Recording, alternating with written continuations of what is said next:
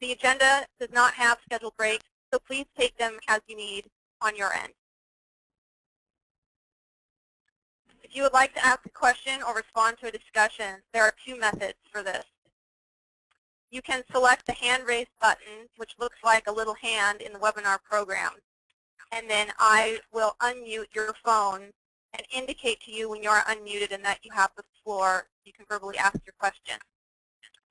Or you can type your question into the webinar using the question mark icon, and then I will read your question aloud to the presenter. Many of our attendees are joining by webinar, but we did offer the opportunity for some folks to join at the San Antonio conference in person, collectively in one room. Lori Kurth will be managing those individuals. I'd like to give a chance now for Lori to indicate if she's got people in the room with her.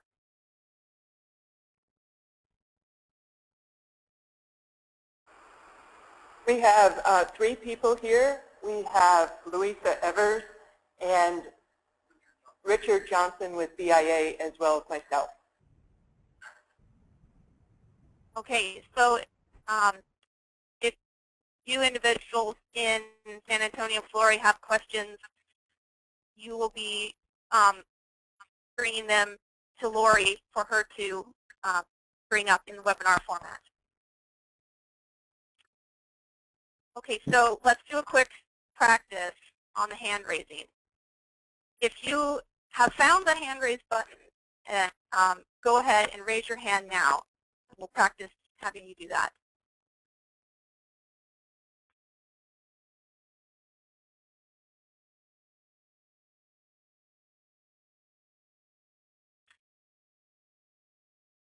Okay, looks like a lot of you have found the hand button, but not everybody.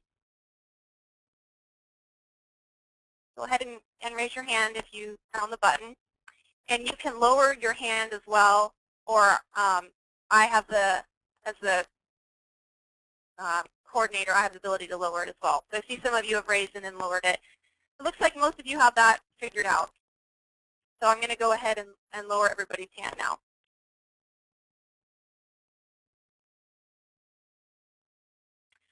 Okay, I will be monitoring questions as best I can. We have, right now we have 92 people attending, so I have to scroll to see everybody at once. I will do my best to get to your questions in the order that you indicate with your hand or by hand entering your question, but I might not get it in the exact order. I'll do my best. We will need to cut off questions if we get to the next presenter in the agenda, so just be aware of that. That's all the logistics I have. Dan, you can go ahead with your intro. Well, good morning or afternoon, depending on where you're at. It's my pleasure also to welcome you all to the webinar on behalf of the Advanced Fire Behavior Learning Unit. The Advanced Fire Behavior Learning Group is, or Learning Unit, is a small group that came together several years ago, though our name has evolved and may yet evolve further. We're all about sharing information about fire behavior analyses or fire behavior modeling. And so this particular webinar is about sharing some of that information. This is not about instruction, although parts of the webinar may feel a little bit like this. This webinar is mostly about sharing information. And so the purpose of that is hopefully to reduce the learning curve for folks as you go out in the future on fires. And by reducing the learning curve, we can then increase our knowledge advancement or our knowledge base by standing on the shoulders of those who have went before us and figured some of these issues out. We can advance things a little further in our knowledge of fire behavior analyses. Also, it's about generally increasing the quality of our fire behavior analyses. And I need to point out here that many of the issues that we're going to discuss today, there may not be one right answer. And we want to emphasize that. There may be more than one approach.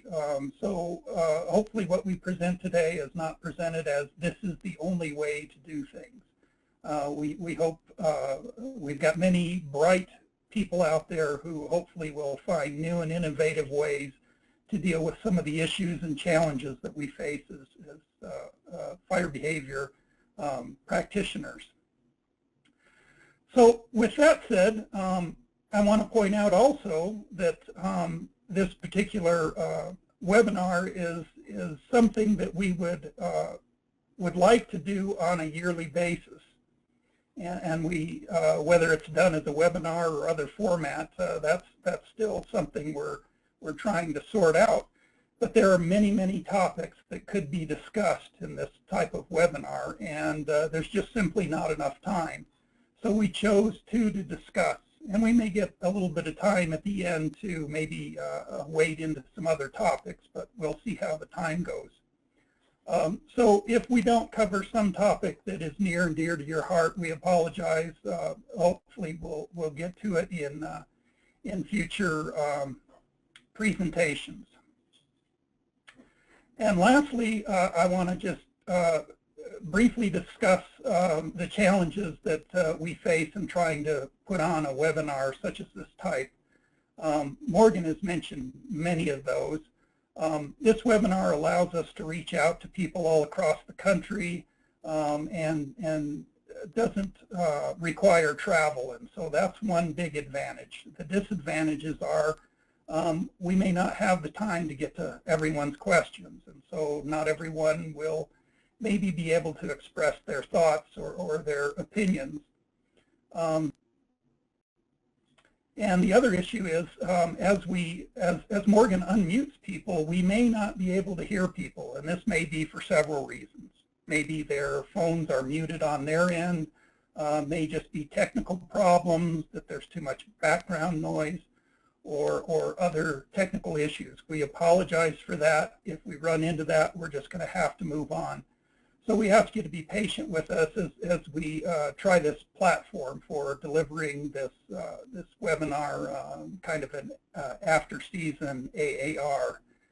And so with that, we ask you to be patient. We ask you to participate as much as possible. If we don't get to your questions, we don't get to your hand raised, we apologize.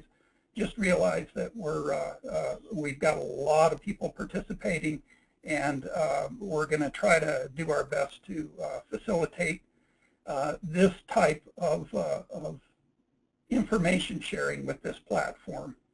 And so with that, I'll turn it back to Morgan. Okay, before we get started, I see there is one hand in the air, and I want to make sure we resolve any questions if we need to. Myron Hodiner, I've just unmuted you. Did you have a question?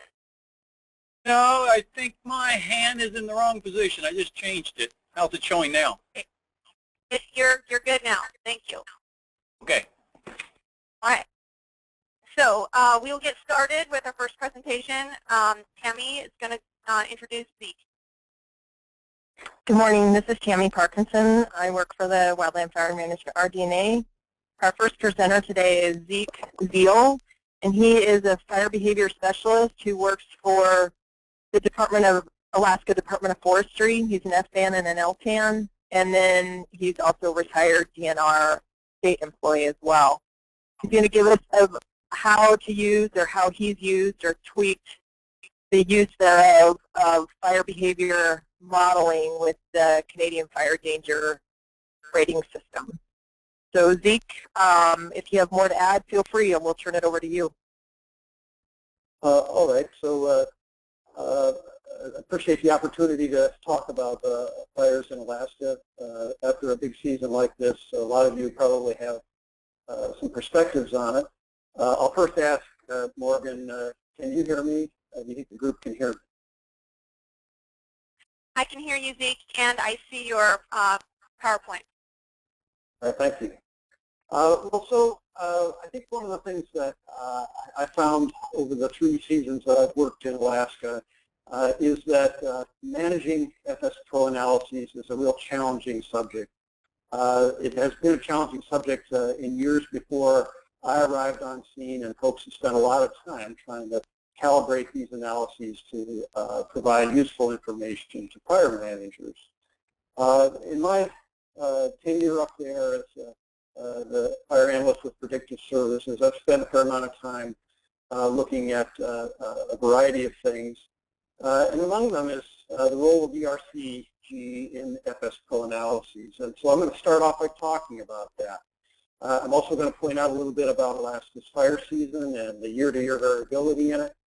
I'm going to just try and point out how ERCg relates to the codes and indices that are favored in Alaska, the buildup index and duct moisture code from the Canadian Forest Fire Danger Rating System.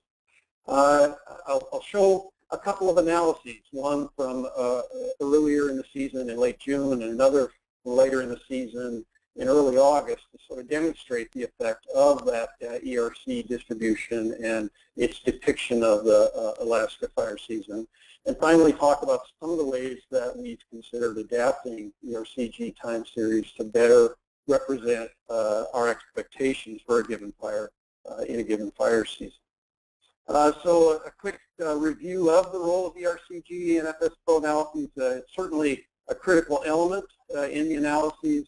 I think we're all familiar with these fire danger graphs in WFDS. They're nothing more than the climatology graphs in Fire Family Plus that they show that the trend lines, both the average trend line for ERCg through the season, the maximums for given days and the minimums.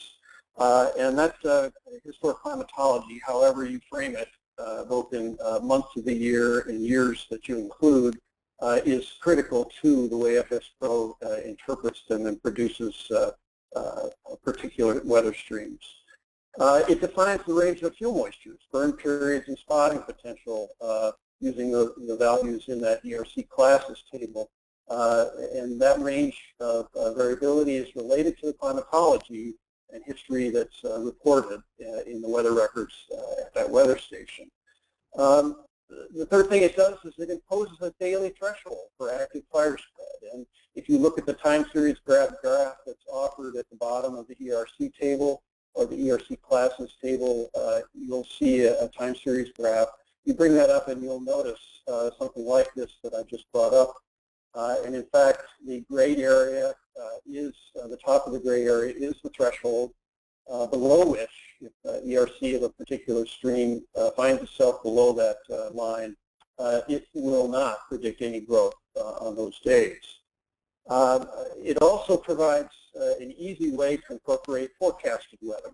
That all that's required is an ERC value for a given day, wind speed, and a direction. And so incorporating forecasts, if you're fairly confident of weather forecasts, you may be able to further hone those analyses with that information. But finally, it plays a critical role in identifying day-to-day variation in each one of those fires incorporated into the FSPro analyses. That day-to-day variation is critical because whether the trend is up or down will determine the probabilities finally accumulated from those analyses. You know, I've been doing this for a number of years, and I can remember back in the late 90s and early 2000s, someone named Chuck Vickery was teaching season-ending probabilities, and he taught using ERC to determine when the seasons would end. And the interesting thing that I'll point out here is that you'll see this criteria, as stated, is one that was used in the Pacific Northwest and the Northern Cascades, that Chuck always talked about that 80th percentile for a whole season distribution being sort of a pretty significant threshold for active fire. And that once you fall below that and don't return, that the season tends to be over later on. It is interesting that while he suggested that 80th percentile was important, that when you do an FSPro ERC table using a whole fire season, it actually drops down to the 60th percentile before it says there's no potential for significant growth. So they're suggesting a much lower threshold for active growth than what Chuck would have recommended in those days.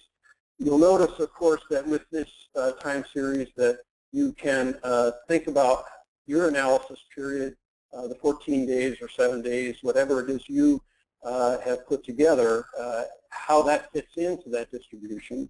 You can see how the FSPro analysis itself takes where it knows you are and bring that distribution towards climatology through your analysis period.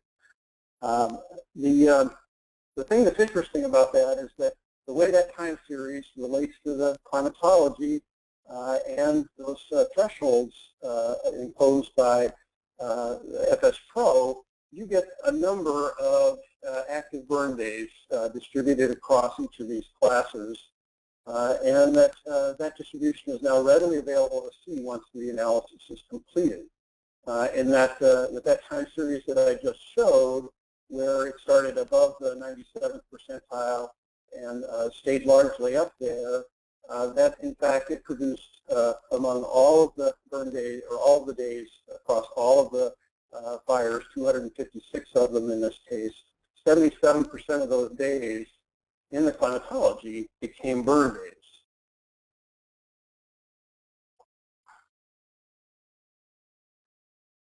So at the same time, in 2013, I was trying to understand what factors were actually, encouraging growth through the fire season.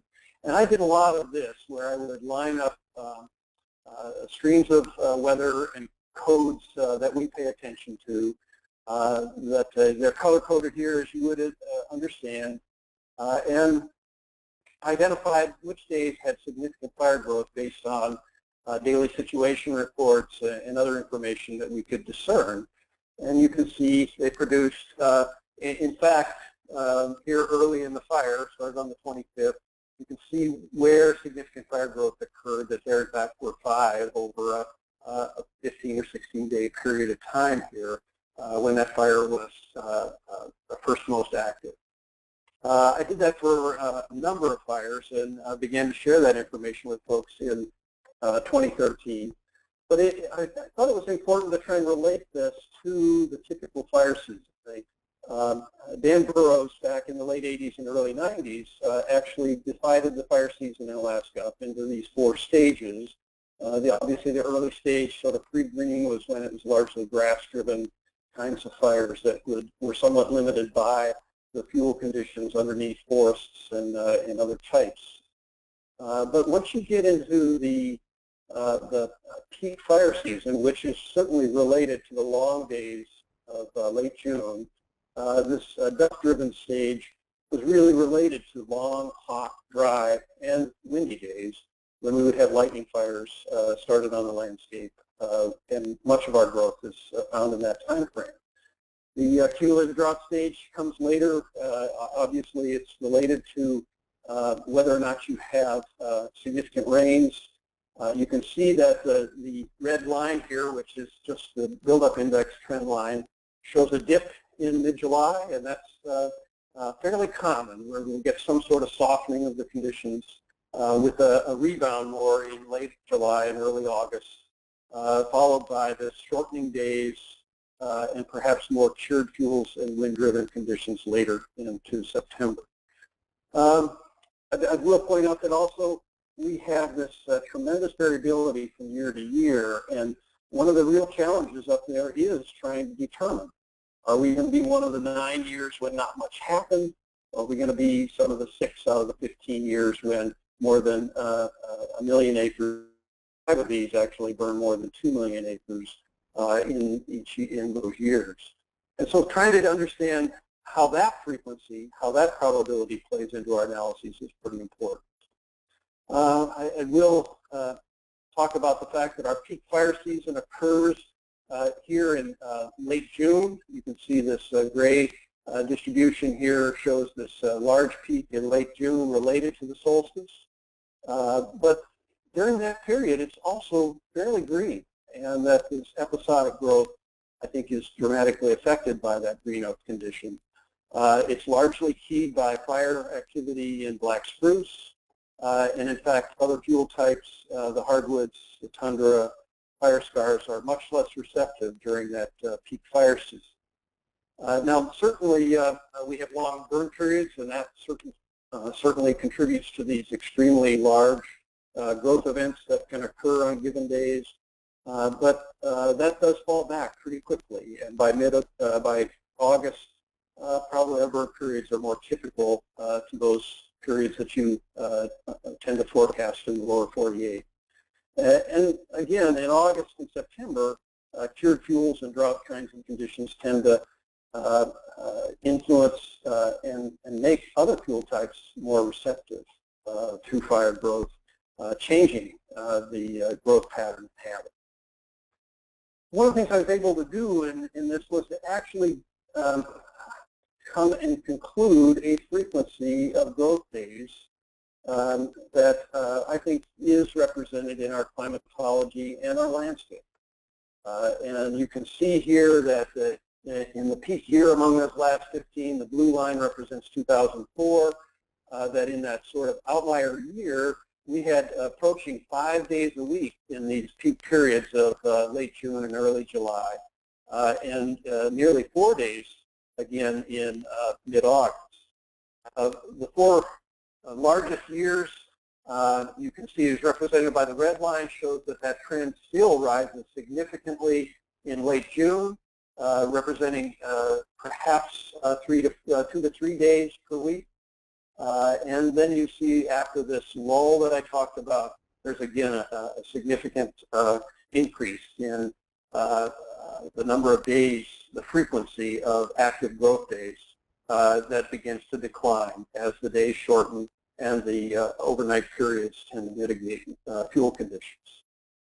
You know, and so we have a pretty good picture of what the fire season looks like in Alaska. But it's critical, and one of the things that they teach in 495 is that you really need to come up with an indicator that represents your fire season effectively. So I do overlay these indicators. The ERCg is the blue line, Duff Moisture Code is the red line, and the buildup index is the green line. And you can see that whereas ERCg is peaked at the beginning of the season, actually begins its decline in early June, falling steadily throughout the fire season into September, really somewhat dissimilar to our actual periods of active fire growth and acreage burned. You'll notice that, in fact, the Duff Moisture Code and the buildup index more closely match these peak periods, both in the early summer and in the late summer. So how does this affect the FSPro analyses, knowing that we do use ERCg in our FSPro analyses? Again, I'm showing you this one analysis where it starts out in late June in our peak season. In this example from 2015, it started out well above the 97th percentile in this particular analysis. The forecast period saw it drop a little bit, but basically still stay above the 90th percentile. And over the period of that 14 days, even the average line stayed well above the 80th percentile. What does that do to an analysis when something like this occurs? It produces a high probability of a burn day.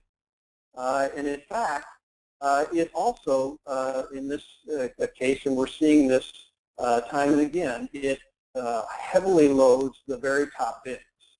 That in fact, with the 3-day forecast in this analysis and this over 30% of the days that are in these top 2 bins, we had over 8 days on average that were not just active fire days, but your most active fire days in the analysis period.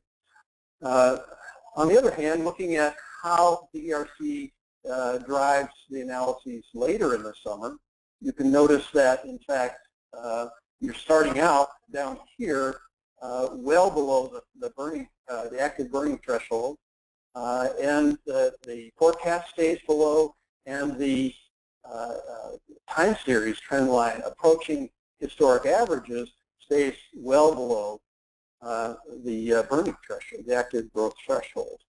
And in fact, the result is then a much different distribution of burn days, 5%. And you'll notice that among those 5%, they're all loaded into the bottom two classes. There's no forecast days that were considered burnable, and so you then have a very low probability, only a half a day out of 14 that is considered burnable. Well, those two things produce very different analyses. Whether or not the fire manager will believe the first one in the upper left-hand corner, the Colby and Fish Creek analyses were conducted on June 17th.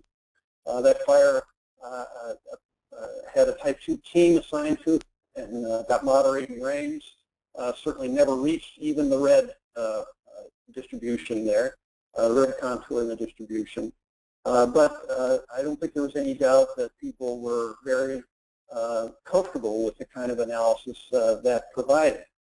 On the other hand, folks are very familiar with fires getting up and going again in August.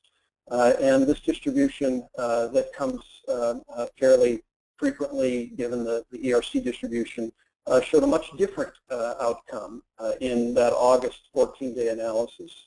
And I would suggest that fire managers are much less comfortable, and their own intuition, their own perspective suggests that you couldn't walk away from this fire because, in fact, they sense that the probabilities are significantly higher than this.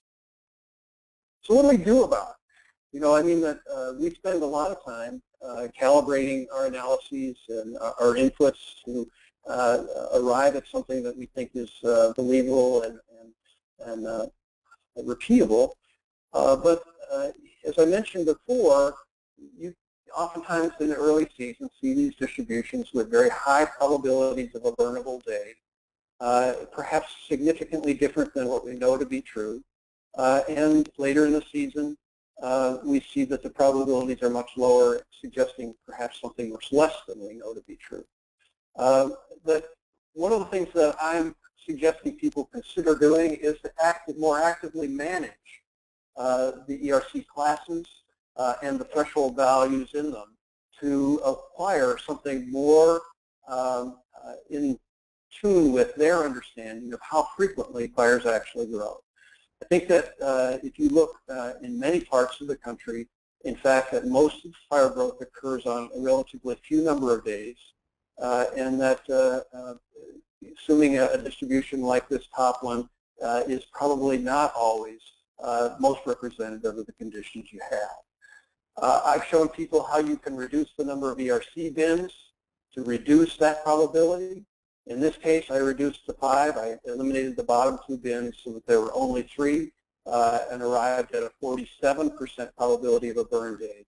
And later in the season, when you have those very low probabilities influenced by the ERC distributions, it's possible to either add a bin to raise that probability, or in fact lower the ERC value of several of these bins to increase the number of days in them to alter that distribution.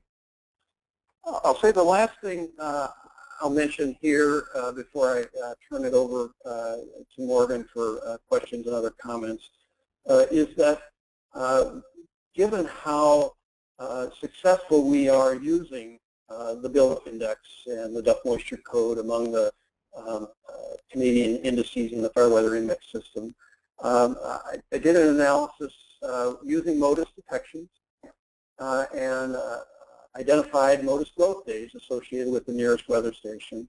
And I arrived at this distribution of days or conditions under which fire growth was observed, significant fire growth. And in fact, we can use this distribution here to perhaps help us tune the ERC values in the forecast, tune the threshold values to something that maybe matches more the probabilities and the percentiles that we're experiencing on a given day in the fire season.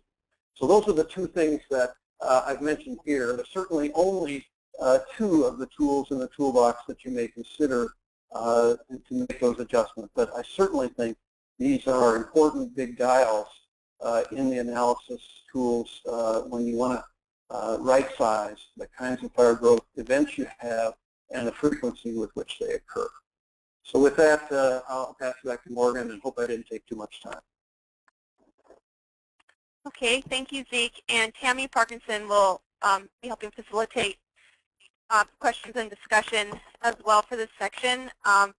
Go ahead and use the raise your hand feature or the question mark button, as we discussed in the beginning, to ask a question or respond to discussion. We already had 2 hands up, so I'm going to unmute Todd Rankin.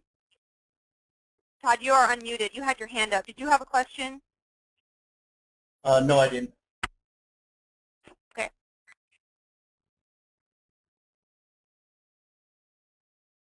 And Jeff Shelton, you had your hand up as well. I've just unmuted you, Jeff. Did you have a question? No, sorry, I was hit the button the wrong way. Okay, you're unmuted again.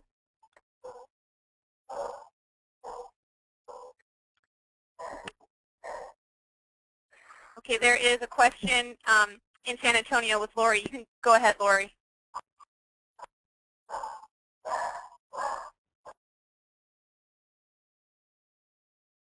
Lori, I can't hear you if you are speaking. We're on mute. This is going to be Louisa Evers. This is I work in climate change, an issue that I've been trying to wrestle with. Looking at the analysis that Zeke did, where he identified basically the box where big growth days occur.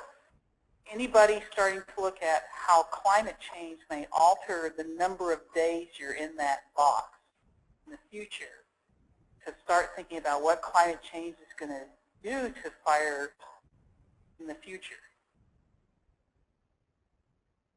Yeah, I think that's a really good point to make, and I think it's also one of the things that we really like about the fire weather index system is it will allow us very easily to look well into the future with these kinds of indicators because it requires so little data to produce outputs.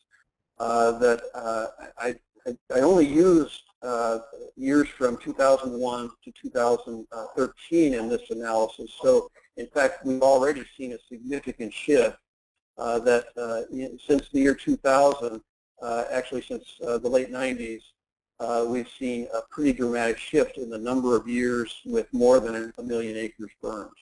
And so this 13-year analysis actually shows, includes and represents a significant shift already.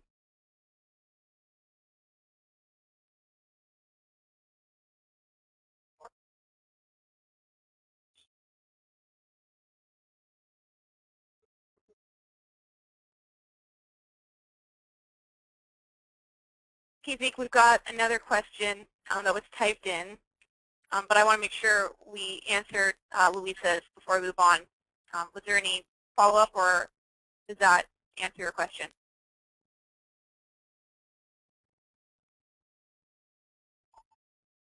Okay, sounds like they're good in San Antonio. The next question is from David Verbila, and he says, how was a fire growth day defined? Thanks, David. Let's see if I can find it. I put a couple of extra slides in here. We've had a very hard time identifying which days we actually had growth on. People have used Fire Family Plus and fire occurrence data, which is usually the dates that the fire started, and that we know that our fires live on the ground for entire seasons, and the growth days occur across the season. When I began to look, and I think it was a recommendation from Brian Sobel, that I looked using the MODIS detections. Beginning in 2001, we have now almost 215,000 MODIS detections across 15 years. And so I was able to link those to the nearest weather station and the codes and assign codes and indices, fire weather index codes and indices for each MODIS detection based on that nearest weather station and the day and time that it occurred, and then begin to try and draw these analogies. That I did, in fact, draw this analogy that, in fact, there was this dramatic shift, dramatic increase in the frequency of MODIS detections when we got above buildup index of 80, going to a moisture code of 88. I turned around and used that criteria to count the number of days per week and compare that to the actual number of MODIS detection days, days in which there's at least one MODIS detect at that weather station, or near enough to that weather station. And I predicted with the blue line the number of growth days and compared them to the MODIS detect days, which is distributed in green here. You'll notice that, in fact, the distributions for 2004 and the big years 2004 to 5, 9, and 13, the distributions are pretty, and the correlations are pretty strong. If you include all 13 years, there's many fewer days overall, and so the distribution isn't quite as precise, but in fact we're talking about a much lower number of days overall, 1 day as opposed to 3. And so I use that criteria then to draw many other analogies related to the number of growth events that you could anticipate at different times of the year. And that's where I came up with that other graph, this being about 3 days a week, and that up here was closer to 4 to 5 days a week in that peak season. I don't know if that answers the question, Dave. Yes, David responded that said that they answered it for him, and thank you. We got a couple more from Aaron Noonan. Were there other common adjustments made to calibrate FSPro analysis in Alaska this summer? Well, certainly there were quite a number of adjustments made. There were adjustments to fuel types. I think that there were significant changes both to the forest types, particularly the black spruce, and to the tundra types that are included in the land fire landscapes.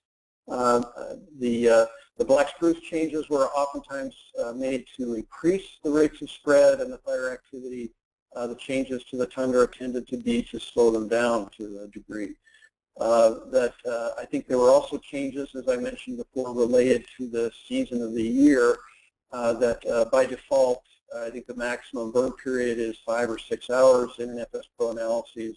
And in fact, in that period of late June, we oftentimes see 8, perhaps 9 hours of, commonly 8, 9 hours of active fire growth. So we were increasing those then and perhaps dropping them back, maybe even a little bit short of the default values later in the summer, in August, when we were anticipating growth events again.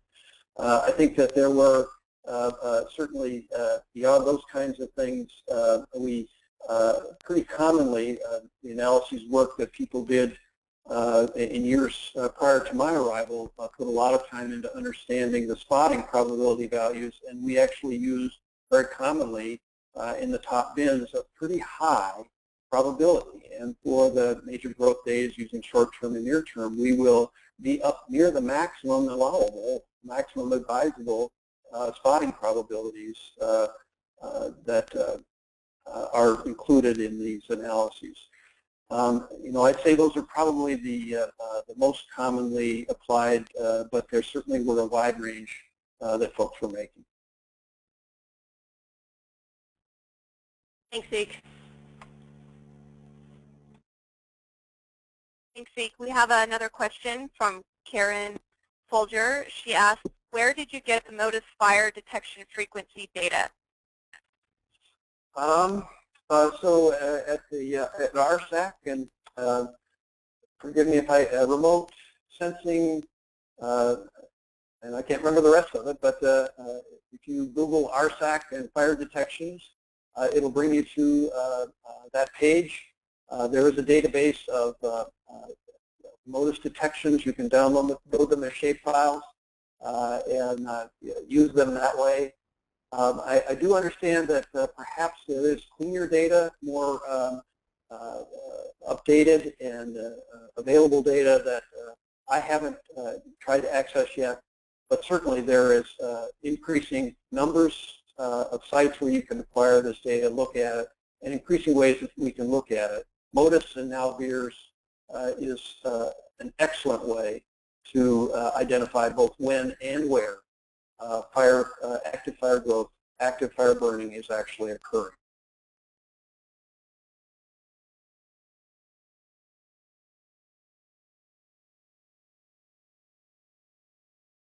And Allison York just entered in the web address, which I'll just read out aloud for that data: http://www.fs.fed.us/ENG/RSAC.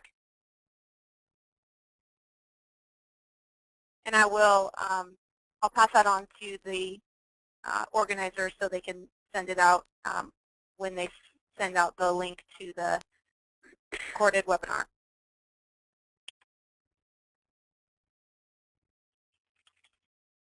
For those that joined a little late, feel free to use the hand button if you have a question, or you can, and I'll unmute you, or you can use the question mark button to type in your question and I'll read it for you.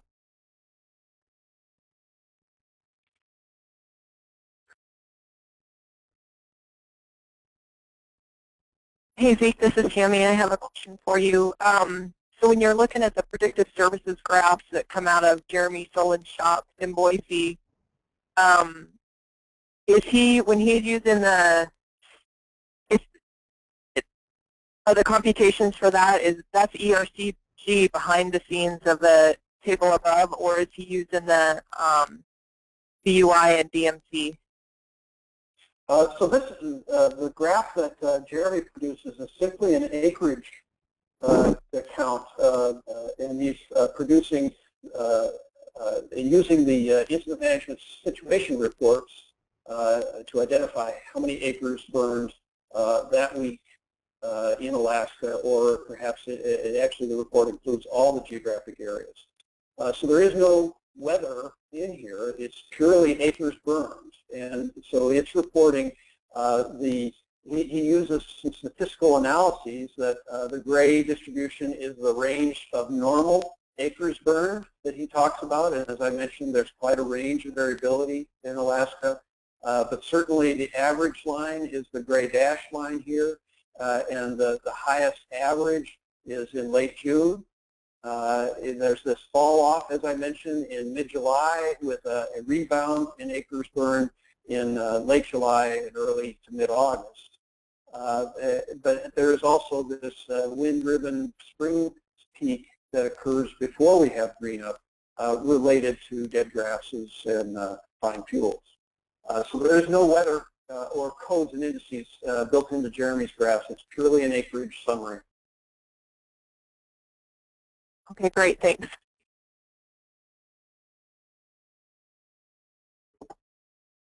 Are there any other questions for Zeke?